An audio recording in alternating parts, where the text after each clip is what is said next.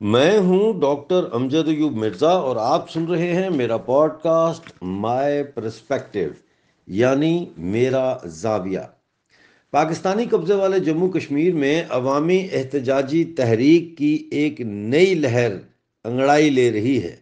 پاکستانی قبضے والے جموں کشمیر کے تینوں ڈویژنز پونچھ، مظفر آباد اور میرپور میں وکلا، ٹرانسپورٹر، تاجر، نوجوان سب مل کر کل یعنی 3 اگست کو ریاست بھر میں مظاہروں، دھرنوں اور جلوسوں کا اہتمام کر رہے ہیں۔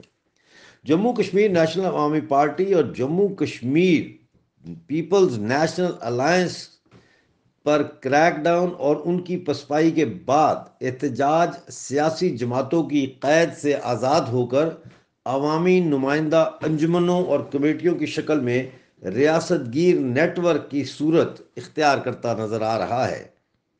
یہاں ایک دفعہ پھر دو باتیں قابل توجہ ہیں۔ اول یہ کہ ابھی تک احتجاجی تحریکوں میں کیفیتی تبدیلی کے آثار نمودار نہیں ہو رہے، یعنی اب تک کی تمام احتجاجی تحریکوں کی طرح 3 اگست کو ریاست گیر احتجاج بھی محض معاشی مطالبات کے گرد گھوم رہا ہے۔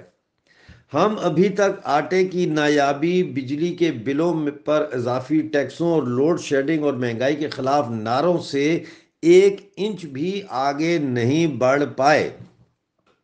اور دوم یہ کہ اب تک کی ریاست گیر احتجاجی تحریکوں کو ہم سیاسی مطالبات سے منسلک کرنے میں کامیاب نہیں ہوئے، لہذا جدوجہد بے سمت ہے اور تحریکیں عوامی غم و غصہ کو ضائع کرنے کے سوا اور کچھ حاصل نہیں کر پا رہی۔ ان حالات میں ایک بے چین اور متذبذب نوجوان نسل کو آگے بڑھنے کے لیے راستہ نہیں مل رہا اور سینکڑوں نوجوان یورپ فرار ہونے کی کوشش میں لگے ہوئے ہیں۔ ابھی 31 جولائی کو لیبیا کے شہر تبروک کے پاس ایک گودام میں قید 385 پاکستانی تارکین وطن کو آزاد کروایا گیا ہے، جہاں انسانی سمگلروں نے انہیں قید کر رکھا تھا جب تک کہ ان کو ایسی کشتی نہ ملے جس پر ان کو سوار کر کے براستہ یونان اٹلی کے سفر پر روانہ کرنے کے لیے سمندر کی لہروں کے حوالے کیا جائے۔ 14 جون کو تقریباً 166 نوجوان جن کا تعلق پاکستانی قبضے والے جموں کشمیر سے بتایا جاتا ہے، وہ بحیرہ اقیانوس میں ڈوب کر ہلاک ہو گئے۔ اب یہ معلوم نہیں کہ یہ جو 31 جولائی کو 385 پاکستانی آزاد کیے گئے، ان میں سے کتنوں کا تعلق پاکستانی قبضے والے جموں کشمیر سے ہے، لیکن یہ بات طے ہے کہ ان میں بھی بڑی تعداد میں پاکستانی قبضے والے جموں کشمیر کے نوجوان شامل ہیں۔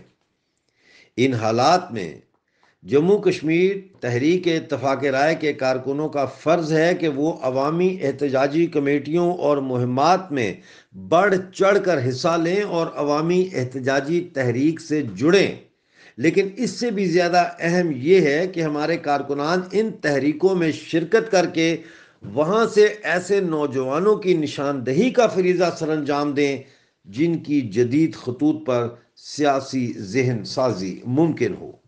یوں سمجھیے کہ آپ ایک مچھیرے ہیں اور آپ کا ذہن ایک جال کی مانند ہے۔ اب آپ احتجاجی تحریکوں کے دریاؤں میں اتریں اور وہاں سے ایسی مچھلیاں پکڑیں جن کی ذہن سازی کی جا سکے اور پھر ان کو واپس دریا برد یعنی احتجاجی تحریک میں واپس لوٹا دیا جائے۔ اس طرح دھیرے دھیرے ذہن ساز شدہ کارکنان کی مقدار میں اضافہ تحریکوں میں وہ کیفیتی تبدیلی لانے کا سبب بن سکے گا جو اب تک ناپید ہے۔ تو پھر انتظار کس بات کا؟ 3 اگست کو ہونے والے مظاہروں میں اپنے ذہن کا جال لے کر کود پڑو۔